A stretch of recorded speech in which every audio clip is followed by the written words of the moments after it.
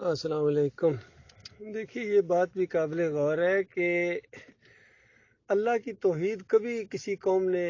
اور خاص کر مشرک قوم نے ٹھنڈے پیٹوں برداشت نہیں کیا ہے۔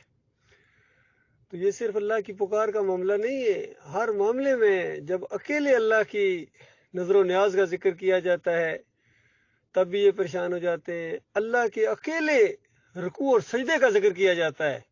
تو اندازہ لگائیے توحید کا نعرہ لگانے والے محمد حنیف کے جو لوگ ہیں ان کو سیخ پا ہو جاتے ہیں کہ اکیلے اللہ کا صرف سجدہ، بس کسی کو بھی نہیں،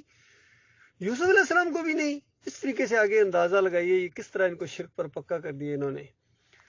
جب اکیلے اللہ کی داتائی، دستگیری، مشکل کشائی، حاجت روائی، پکارے، رکوع اور سجدے، اس کا ذکر ہو تو جو آخرت پر ایمان نہیں رکھتے ان کے دل کڑنا شروع ہو جاتے ہیں، پریشان ہو جاتے ہیں، دشمن بن جاتے ہیں۔ اور جب تھوڑا سا بھی کسی اور کا ذکر کیا جائے کہ ہاں حضرت نے 12 سال کی کشتی زندہ کی تھی، ہاں حضرت نے مردے کو زندہ کر دیا تھا، حضرت نے جو ہے وہ تھوڑا سا ان کے سامنے سجدہ ہوا تھا، تھوڑا سا، تو اس اندازہ لگائے تھوڑا سا ذکر کر دیا جائے پھر آپ دیکھیں گے کہ ان کے دل کے اندر خوشی کی لہر اٹھتی ہے اور اس کے بعد چہرے سے عیاں ہوتی ہے اور پھر وہم یستبشرون، خوشی سے کھل اٹھتے ہیں، کہتے ہیں اب صحیح آ گئے، لائن پر آ گئے، اب ہمارے عقیدے کے اندر آ گئے، اب ہم تمہیں گلے لگا لیں گے۔ لیکن پھر کہو نہیں، وہ سجدہ صرف اللہ کو ہے، یوسف علیہ السلام کو بھی نہیں ہے، تو اس کے بعد پھر دیکھیں گے پھر ماتھے پر شکن پڑے گی اور کہیں گے پھر وہی۔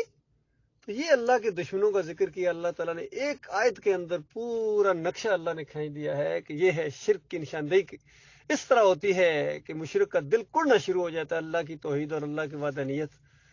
اور پھر جب جہنم کی آگ کے اندر ابل رہے ہوں گے اس وقت کہا جائے گا بے ایمانو اب چیخ رہے ہو، ذرا یاد کرو دنیا کے وہ واقعات کہ میرے کچھ بندے تھے، مالک فرمائے گا میرے کچھ بندے تھے جب اکیلے اللہ کا ذکر کرتے تھے اور تمہیں غصہ آتا تھا اور تم بات نہیں مانتے تھے، تو آج جتنا غصہ تمہیں اپنے اوپر آ رہا ہے اور اپنے اکابرین کے اوپر آ رہا ہے اس سے کہیں زیادہ اللہ غضبناک ہوتا تھا تمہارے اوپر۔ جب تمہیں توحید کی طرف بلایا جاتا تھا، اللہ کی وحدانیت کی طرف بلایا جاتا تھا، شرک و کفر سے روکا جاتا تھا اور کہا جاتا تھا اپنے اکابرین کی بات نہ مانو اللہ کے مقابلے میں، قرآن اللہ کی کتاب ہے، اس کا فیصلہ فیصلہ کن ہے۔ جب اللہ کی کتاب نے بتا دیا الحمدللہ سے لے کر والناس تک ایک ہی مسئلہ اللہ نے بتایا ہے کہ دیکھو تمہارا معبود بس ایک معبود ہے، اسی ایک مقصد کو ذہن میں رکھو اور اس مسئلے کو سمجھنے کی کوشش کرو، اس پوری کائنات کو اللہ تعالیٰ نے صرف اس ایک بات کے لیے بنایا کہ اللہ اکیلا ہے۔ قل هو اللہ احد، کہو وہ اللہ اکیلا ہے۔ میگا فون ہوتے تو میگا فون کے ذریعے اعلان کیا جاتا، لاؤڈ اسپیکر اس دور میں ہوتے تو لاؤڈ اسپیکروں میں اعلان کیا جاتا، ریڈیو ہوتے تو ریڈیو پر اعلان کیا جاتا، ہر جگہ اس چیز کو پھیلایا جاتا کہ اللہ اکیلا ہے، وہ اکیلا داتا ہے، اکیلا دستگیر ہے، اکیلا مشکل کشا ہے، اکیلا حاجت روا ہے، بغیر واسطے وسیلے کے۔ یہ واسطہ وسیلہ والے یہ خالص قرآن کے انکاری ہیں۔ وہ اکیلا مالک ہے، براہ راست سنتا ہے، شرک سے زیادہ قریب ہے، ہر زبان کا خالق ہے، اور صرف اس اکیلے کو رکوع ہے، اس اکیلے کو سجدے ہیں۔ وہ پوزیشن جو خالص اللہ کے لیے، اللہ کی بندگی کے لیے ہوتی ہے، یہ کسی اور کے لیے نہیں ہے۔ جب محمد صلی اللہ علیہ وسلم سجدے کے لائق نہیں ہے، بتائیے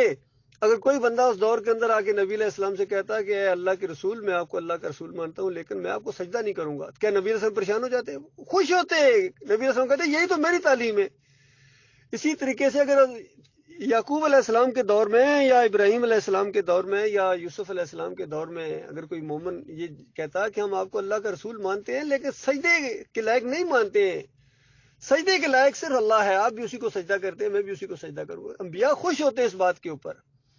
اور سورہ مریم کی 58 نمبر آیت فیصلہ کن آیت ہے، اس معاملے میں سارے نبیوں کا ذکر کیا گیا اور کہا گیا کہ ان کے سامنے جب میری نشانیاں آتی تھیں، میری قدرت کی نشانیاں، میری توحید کی نشانیاں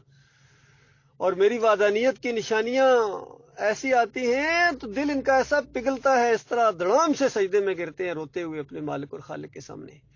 بالکل وہی نظارہ تھا جب فتح مکہ کے موقع کے اوپر نبی علیہ السلام نے اللہ کو سجدے کیے، اور اسی طریقے سے یوسف علیہ السلام کا پورا خاندان اللہ کے سامنے سجدہ ریز ہو گیا۔ یہ ہے سورہ یوسف کا پیغام اور یہ ہے پورے قرآن کا پیغام جس کو بدل دیا گیا ہے۔ انہوں نے اپنی تفسیروں کے ذریعے اپنے اونچے جو جھوٹے نام انہوں نے بنا لیے تھے، پہلے نام اپنا انہوں نے منوایا، اپنی شخصیت کا لوہا منوایا بے ایمانوں نے، پھر اس کے بعد شرک کے انجیکشن دیے، پھر لوگوں کو جب اعتماد ہو گیا کہ حضرت کیسے جھوٹ بول سکتے ہیں، اتنے بزرگ ہیں، اتنا معصوم سا چہرہ ہے، یہ تہجد بھی پڑھتے ہیں، یہ کیسے جھوٹ بول سکتے ہیں؟ اس طرح آزمائش ہوئی ہے اللہ کے بندو آپ لوگوں کی، اور آپ نے اپنے مالک اور خالق کو پیچھے کر دیا، اللہ کی کتاب کو پیچھے کر کے ان کو، مولویوں کو، ان کو، اپنے امیر کو، اپنے اور کابرین کو آگے کر دیا۔ یہ تمہارا وہ جرم ہے جس کی وجہ سے تمہیں ہمیشہ ہمیشہ کی آگ کے اندر رکھا جائے گا۔ یہ مسئلہ ہے۔